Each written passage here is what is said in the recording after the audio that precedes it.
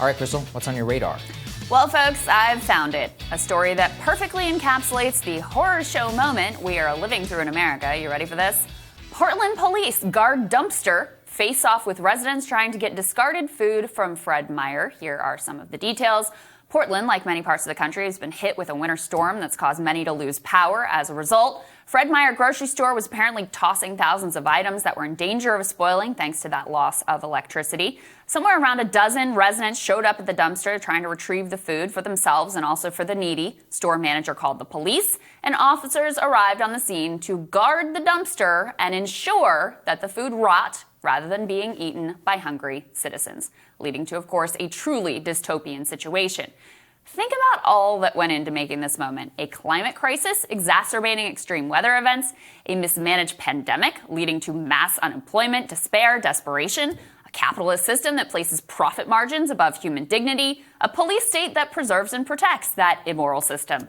Many pointed out the similarities to a famously horrific scene penned by John Steinbeck in The Grapes of Wrath, where he described how crops and livestock were destroyed to prop up prices during the Great Depression, even as millions starved. He wrote, "The works of the roots of the vines of the trees must be destroyed to keep up the price. And this is the saddest, bitterest thing of all. Carloads of oranges dumped on the ground. The people came for miles to take the fruit, but this could not be. How would they buy oranges at 20 cents a dozen if they could drive out and pick them up?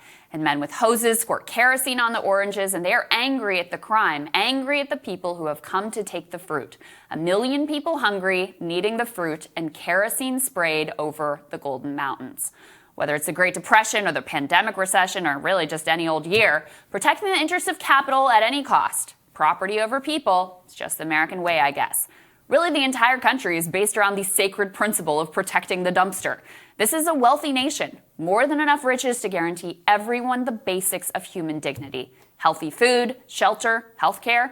And yet, even though these things are abundantly available, an entire system has been erected to lock millions of Americans out of having access to them. Just consider this. New study found that 40% of all coronavirus deaths were preventable. Now, some of that was attributable to Trump's horrific handling of it, and some of it is attributable to the same reason U.S. mortality rates have deteriorated in comparison to every other developed country, and that is our horrific, profit-driven healthcare system. In Texas, right now, state of emergency has been declared. It would allow FEMA to give Medicare to any resident. Biden has the power to do the same for the entire nation, given that we continue to be struggling with the national emergency and the pandemic. But he won't. Why? Because more people need to die so that health insurers and all the other scoundrels in our healthcare system can keep making their billions. Or think about this. Nation's hotels are largely empty as people curtail travel due to the pandemic.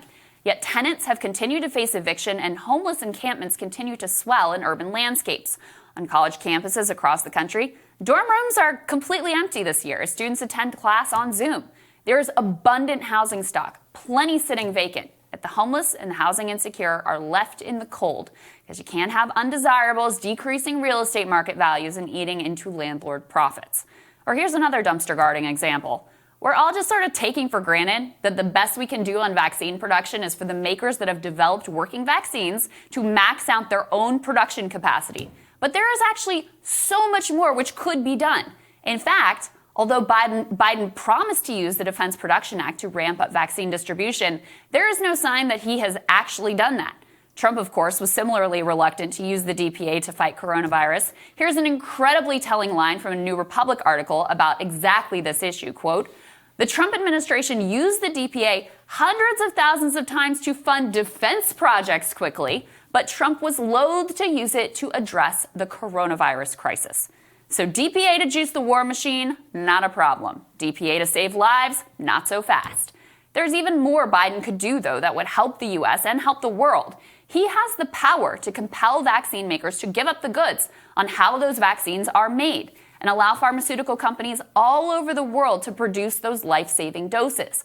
Why isn't this being done? Well, gotta prioritize the profits of big pharma above all else. We have a land of plenty, and yet people are freezing to death. Our brothers and sisters are being evicted and tossed on the streets. Healthcare is being hoarded like it's a luxury good. And all of it, the fake scarcity and the enforced desperation, it's all a tool of coercion so that you have no choice but to spend your life working for scraps and begging Joe Manchin for a minimum wage hike. As Steinbeck wrote, there's a crime here that goes beyond denunciation. There is a sorrow here that weeping cannot symbolize. There is a failure here that topples all our success. Sagar, that image of the police guarding the dumpster. It's grim. To guarantee that the food rots so that people can't actually take it, consume it themselves, give it to the needy. These, I think, were mostly activists who gathered here, wanted to distribute it to people who they knew were in need. That is such a grim statement on what we actually prioritize and protect in this country. Yeah, and you see it everywhere. I mean, Portland, obviously, but also down in Texas, you see, I saw an image this morning of people in Houston, a place where I've spent a lot of time, lining up next to park faucets, and they're distributing water amongst themselves because there's a boil advisory. Things are not good right now. And it's like you said, it just demonstrates that how much coverage does this actually get? If you look at the news, and even there is some level of optimism, which is retail spending numbers went through the roof. You can say the economy is roaring, and that is true for a segment of the population. But there is also this other segment, which was destroyed in 2008, getting further destroyed right now, and they have no representation or even no real power whatsoever in D.C. What do you do in that scenario? And you and I both know they will be completely forgotten over the next 5 years. To the extent that they are remembered at all, it's with measly throwouts like the $1,400 check, which everybody's trying to means test all the time, and child allowances based on your 2018 tax returns, and all these other crazy programs which don't make any sense compared to a universal one in the middle of a pandemic. And 5 years from now, it's all going to dry up. What are they going to have? Nothing. Even less than they did in the year 2005, whenever it comes to inflation in terms of the wealth. I don't know how you can have a country like that. The whole debate over the checks and the penny pinching and can we get away with giving them $1,400 even though we said $2,000? Hey, can we get away with means testing it even further so thousands and thousands of people who got the last checks don't get this round? What can we get away with here? What is that really all about? They're trying to precisely calculate what is the bare minimum that they can give you, that they can give the population that people will accept, that allows them to keep their power, where they don't have to be afraid that people are going to show up at the Capitol and be like, you said you'd give me a damn check, now let's do this.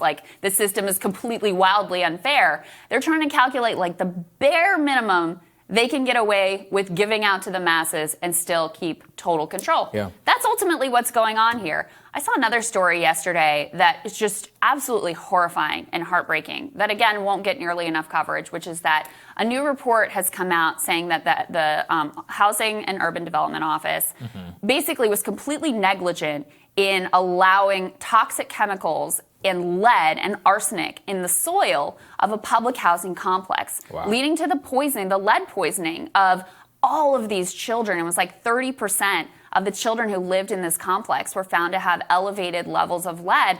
And it was just utter disregard and utter neglect from the government that kind of knew there was a problem but didn't do what it took to get to the root of it and make sure these children are safe.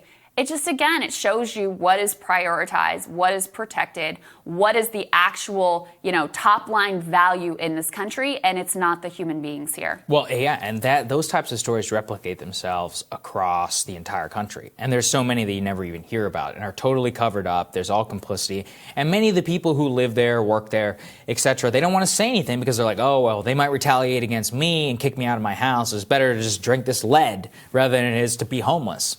It's a terrible situation to be in. And that's basically what we put millions of people in over the last couple of years. Exactly correct. All right, Sagar, looking for your radar. That's next.